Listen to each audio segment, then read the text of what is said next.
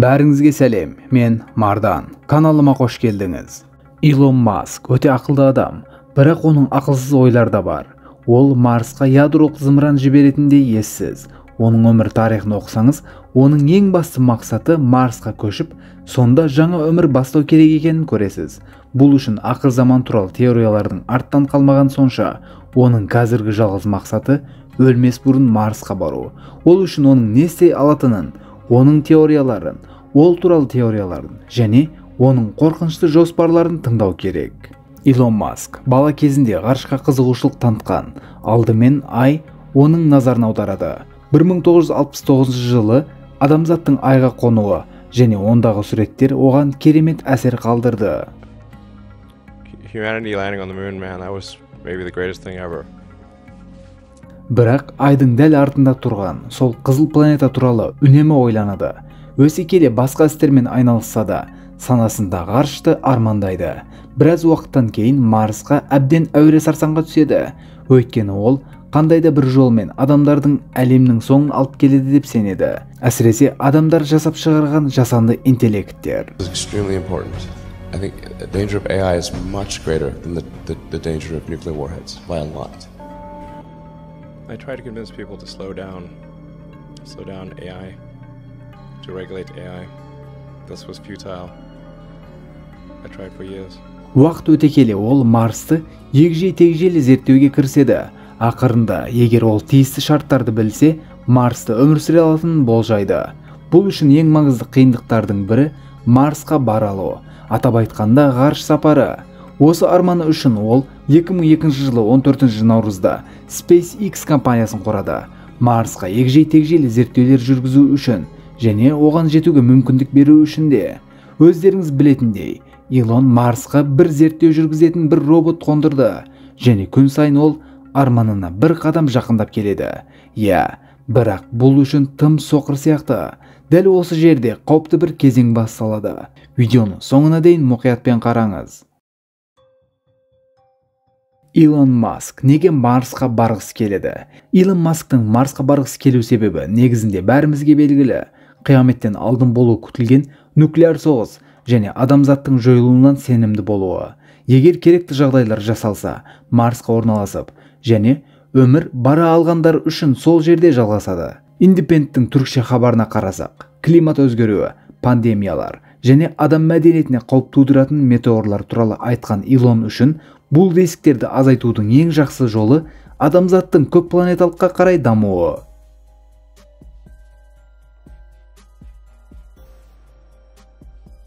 Юпитер, Сатурн, Нептун сияқты планеталар газдан тұрады және олар күннен қашықтығына байланысты өте суық.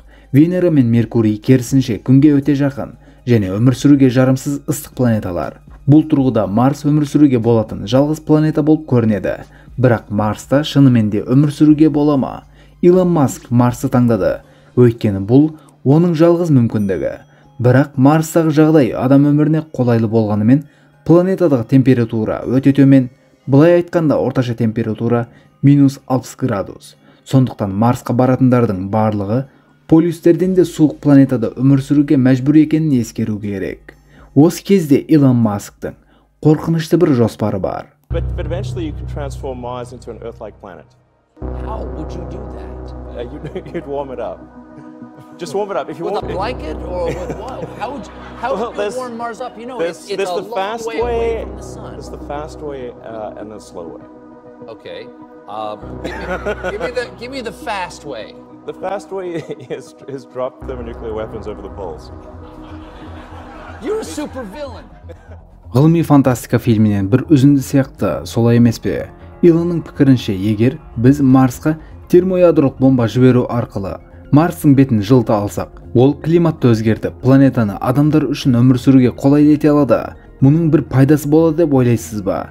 Немесе былай сұрайын, термоядролық бомбаның лақтырылуы Илон Маскқа ол қалаған жылуды ғана бере ме? Әлде Марста басқа да проблемалар туғыза ма? Илон жасағысы келетін нәрсенің атауы терраформинг дегенді білдіреді. Бұл да Марсты жерге ұқсату және мұны Маск Марс үшін жасауды жоспарлап отыр. Мұны істеудің ең жылдам жолы, жаңа айтып өткенімдей, Марсқа ядролар тастап, бетін қыздыруы. Бул ғалымдардың көптеген жылдар бойы ойлаған нәрсесі. Идея былай: Марстың полюстерінің үстіне термоядролық бомбаларды жару. Осылайша бомба полюстерді және оның айналасын қыздырады. Ал еріген мұздықтар көмір қышқыл газы мен суды бөледі. Ыстық жердің арқасында еріген су бұлттарды құрайды және планетада жаңбыр жауады. Содан кейін бұл парниктік эффект қалыптасады және Марс уақыт өте келе адамзат үшін өмір сүруге қолайлы болып келеді. Ендеше бұл пікірді неге осы уақытқа дейін жасап көрмеді деп сұрауыңыз мүмкін. Өйткені Марсты жарып жіберудің қорқынышты нәтижелерге алып келу мүмкіндігі өте жоғары. Бұл жоспарда кері әсер ететін өте көп факторлар болуы мүмкін. Сонымен қатар басқа да проблемалар бар. Марс ұзақ уақыт бойы өз атмосферасын жоғалтты. Жердің атмосферасы Марстан 100 есе қалың, яғни адамдар үшін әлдеқайда қолайлы, өйткені қорғайтын қалқан рөлін атқарып отыр. Егер Марста өмір қалыптасатын болса, ең үлкен проблема да осы. Ол жерде судың жоқ болу сияқты тағы басқа факторлар бар. Немесе Марсқа барған адамдардың аз тартылыс күшіне ұзақ уақыт бойы ұшырауы, сүйек және бұлшықет ауруына шалдығуы. Осындай болмау үшін ғарыштағы астронавттардың бірнеше сағат бойы тренировка жасау керек. Басқа проблемаларға қарағанда үлкен болмаса да, Марста арнайы киімдер болмай сыртқа шыға алуыңыз мүмкін емес. Твиттерден бір сөз жазған Илон былай деді: Марсты бомбалау жасанды күн жасау үшін атмосфераның үстіндегі ядролық синтез жарылыстарының үздіксіз ағынын білдіреді. Біздің күн сияқты бұл Марстың радиоактивті болуына әкелмейді деді. Бұл туралы бір сұхбат тыңдап көрейік. We've landed on Mars. What do we have to do first? Where do we live? Well, on Earth we need food, water, shelter, and clothing to survive. And on Mars we need food, water, shelter, clothing, and oxygen. So we will have some oxygen that we carry with us, so that won't be an initial problem. But finding water very soon will be a big problem. Жаңа айтқанымдай, Илон Масктың жынды Марс жоспары үшін өте көп проблемалар бар. Онсыз да Илон бір тікелей эфирде Марсқа баратын бірінші адамдардың шамамен өлетінін мойындаған еді. Honestly, a bunch of people probably will die in the beginning. It's tough sledding over there. Arduous and dangerous journey where you may not come back alive, but it's a glorious adventure. Sounds appealing. Марста өмір болса, адамзат үшін өмір сүруге қолайлы болса да, Марсқа бару бұл да бір үлкен проблемалардың бірі. Well, the thing that concerns me most right now is that unless we improve our rate of innovation dramatically, then there is no chance of a base on the moon or a city on Mars. This is my biggest concern.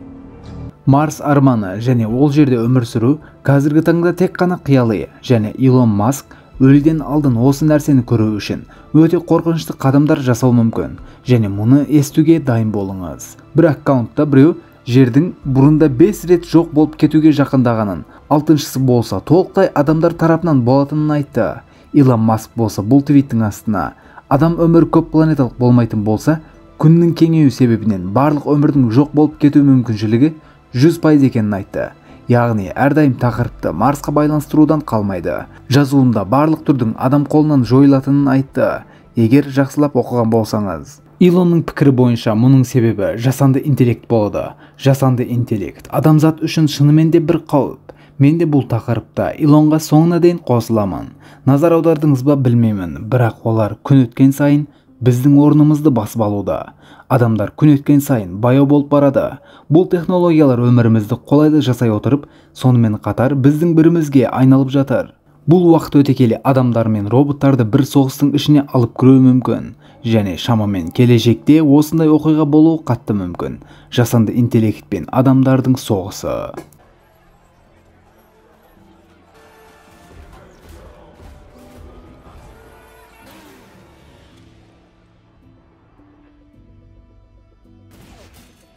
Илон Масктың жынды теорияларының бірі болса, әлемнің және адамдардың бір симуляцияның ішінде өмір сүретіндігі. Бір репортажда ол былай деді: For us being in a simulation, probably being in a simulation, I think is the following. That 40 years ago we had Pong, like 2 rectangles and a dot. That was what games were. Now, 40 years later, we have photorealistic 3D simulations with millions of people playing simultaneously, and it's getting better every year. It seems to follow that the odds that we're in base reality is 1 in billions. Қарапайым логика солай ма? 40 жыл бұрын пикселден құрастырылған пинг-понг ойынын ойнаған болсақ, Қазіргі таңда виртуалды шындық арқасында ойындардың ішінде сияқтымыз. Басқа бір жерде тұрған сияқтымыз. Виртуалды шындық көзілдірігін тақтым. Эверестте тұрған сияқтымын. Сол жерге бару мен сол жерге шын өмірде бару екеуі екі түрлі нәрсе.